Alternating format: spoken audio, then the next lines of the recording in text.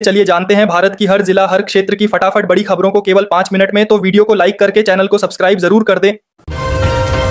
बिहार विधानसभा चुनाव के पहले चरण में 18 जिलों की 100 इकाई सीटों पर मतदान हुआ। सुबह से ही बूथों पर भारी भीड़ उमड़ी और लोगों में जबरदस्त जोश दिखा।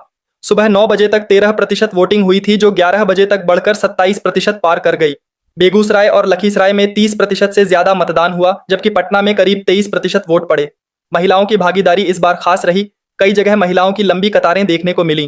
कुछ जगह ईवीएम में खराबी से थोड़ी देर वोटिंग रुकी, लेकिन उसे तुरंत ठीक कर लिया गया। दरभंगा में 2 नकली वोटरों को पकड़ा गया, जिससे प्रशासन ने सख्ती दिखाई। चुनाव आयोग ने सुरक्षा के पुख्ता इंतजाम किए हैं। हर संवेदनशील बूथ पर वेबकास्टिंग की व्यवस्था और मोबाइल फोन ले जाने पर रोक लगाई गई है। एनडीए और महागठबंधन के बीच कांटे की टक्कर है। तेजस्वी यादव रोजगार और महंगाई के मुद्दे पर जनता को साधने की कोशिश में है, जबकि एनडीए विकास और स्थिरता का नारा दे रही है। बेरोजगारी, भ्रष्टाचार और कानून व्यवस्था जैसे मुद्दों ने चुनाव को और गर्मा दिया है। पहले चरण की वोटिंग ने बिहार की सियासत का तापमान बढ़ा दिया है और अब सबकी नजरें दूसरे चरण के मतदान और नतीजों पर टिक गई हैं।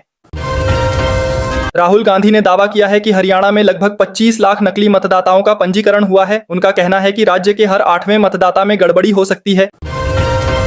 योगी आदित्यनाथ का बड़ा हमला, कहा कि जो भी बेटी की सुरक्षा में सेंध लगाएगा, उसका यमराज के घर के लिए टिकट कटवा देंगे।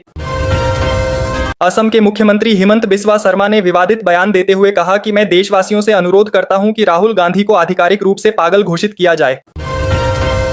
आम आदमी पार्टी के नेता संजय सिंह ने बड़ा हमला बोलते हुए कहा कि बिहार का चुनाव हाईजैक हो चुका है। चुनाव आयोग ने वोट चोरी करके पहले ही एनडीए का काम कर दिया है। असम के मुख्यमंत्री हिमंत बिस्वा शर्मा ने बिहार में गरजते हुए कहा कि बिहार की जनता खुद तय कर चुकी है कि उन्हें श्रीराम और लक्ष्मण चाहिए, बाबर और औरंगजेब नहीं। समाजवादी पार्टी के प्रमुख अखिलेश यादव ने पलटवार करते हुए कहा कि ये बीजेपी वाले अवध में भी हारे हैं और मगध में भी हारेंगे। भारतीय मौसम विभाग ने अगले 4 दिनों यानी 6 से 9 नवंबर तक 7 राज्यों में बारिश की संभावना जताई है। साथ ही उत्तरी और मध्य भारत में रात के तापमान में तेज गिरावट की चेतावनी दी है।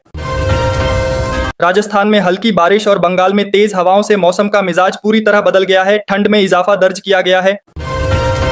फिलीपींस में तूफान कालमेगी के कारण 85 लोगों की मौत हो गई और 75 अन्य लापता हैं। इसके चलते बाढ़ आ गई है। कई लोग छतों पर फंसे हैं और कारें बह गई हैं। ये बाढ़ उस समय आई है जब फिलीपींस पहले ही एक घातक भूकंप से उबर रहा है। फिलीपींस में तूफान टाइफून कलमेगी के कारण हालात गंभीर बने हुए हैं। राष्ट्रपति ने पूरे देश में आपातकाल की घोषणा कर दी है। जम्मू कश्मीर के किश्तवाड़ जिले में सुरक्षा बलों और आतंकवादियों के बीच मुठभेड़ दूसरे दिन भी जारी है। इलाके में सर्च ऑपरेशन चलाया जा रहा है। बांग्लादेश में चुनाव प्रचार की शुरुआत हिंसक हो गई है। कई इलाकों में हमले और आगजनी की घटनाएं हुई हैं। वहीं एक बीएनपी उम्मीदवार को गोली मारी गई है। सलमान खान के खिलाफ केस दर्ज हुआ है। पान मसाला विज्ञापन को लेकर वे कानूनी पचड़े में फंस गए हैं। उन पर युवाओं को गुमराह करने का आरोप लगा है। असम के मुख्यमंत्री हिमंत बिस्वा शर्मा ने विवादित बयान दिया कि बिहार ही नहीं पूरे देश में मदरसे बंद होने चाहिए। उन्होंने कहा कि हमारे देश को मूल्यों की जरूरत नहीं है। योगी आदित्यनाथ सरकार ने बड़ा फैसला लिया है। अब निर्माण श्रमिकों की बेटियों के विवाह पर 85,000 रुपए तक की आर्थिक सहायता दी जाएगी। झारखंड में लगातार गिर रहा पारा, रांची में सर्द हवाओं ने ठिठुरन बढ़ा दी है। न्यूनतम तापमान 14.9 डिग्री सेल्सियस पर पहुंच गया है। मुख्यमंत्री योगी आदित्यनाथ ने मुख्तार जैसे माफियाओं से खाली कराई गई भूमि पर बने 72 फ्लैट गरीबों को आवंटित किए और कहा कि उस समय के सत्ताधारी इनके सामने घुटने टेक चुके थे। सासाराम में योगी आदित्यनाथ ने कहा कि बिहार चुनाव में एनडीए के पांडव इंडिया ब्लॉक के रामद्रोहियों को हराएंगे। केंद्रीय मंत्री चिराग पासवान ने बड़ा हमला बोलते हुए कहा कि देश में राहुल गांधी अराजकता फैलाने की बातें कर रहे हैं। कांग्रेस प्रवक्ता सुप्रिया श्रीनेत ने कहा कि हरियाणा की सरकार और मुख्यमंत्री चोरी के हैं। यह एक अवैध सरकार है। कांग्रेस नेता राहुल गांधी ने कहा कि मैं देश के युवाओं से कहना चाहता हूं कि यह देश आपका है। यह न चुनाव आयोग का है, न नरेंद्र मोदी का है। राहुल गांधी ने विस्फोटक खुलासा करते हुए कहा कि वोट चोरी से हरियाणा में कांग्रेस की सरकार छीनी गई है और इसका ब्लैक एंड व्हाइट सबूत उनके पास मौजूद है। समाजवादी पार्टी प्रमुख अखिलेश यादव ने कहा कि बिहार की जनता बदलाव, नौकरी और नई उम्र के तेजस्वी को आगे बढ़ाने के लिए वोट डाले। आम आदमी पार्टी नेता संजय सिंह ने बीजेपी पर जमकर हमला करते हुए कहा कि बिहार में 1 रुपये में अडानी को 1050 एकड़ जमीन और 10 लाख पेड़ दिए गए और बिहार के नौजवान को सिर्फ रील से रोजगार। पश्चिम बंगाल में वोट चोरी के खिलाफ मुख्यमंत्री ममता बनर्जी के साथ लोग सड़कों पर उतर आए। नेपाल में 9 वाम दलों ने विलय कर लिया है। आम चुनाव से पहले उठाए गए इस बड़े कदम के बाद नई पार्टी का नाम और झंडा तय किया गया है।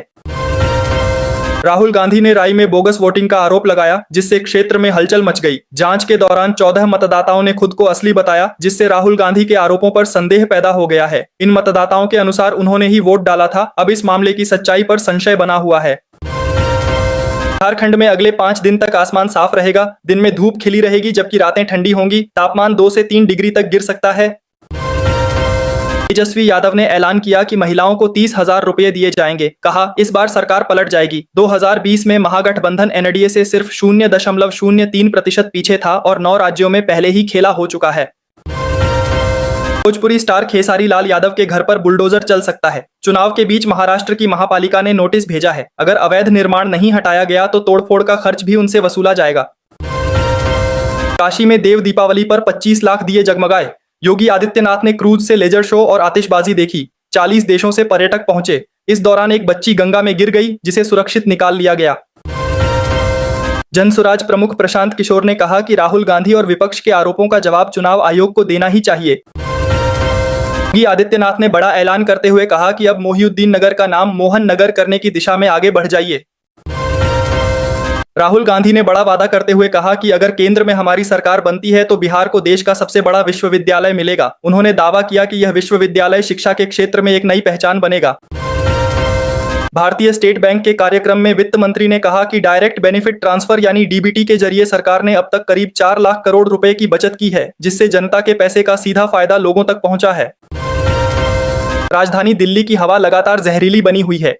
कांग्रेस सांसद शशि थरूर ने कहा कि इस वायु प्रदूषण की वजह से दिल्ली वासियों के फेफड़े पर दबाव बढ़ रहा है। उन्होंने तंज कसते हुए कहा कि नवंबर का महीना आते ही इंसानों के फेफड़े अब प्रदर्शन करने की स्थिति में पहुंच गए हैं।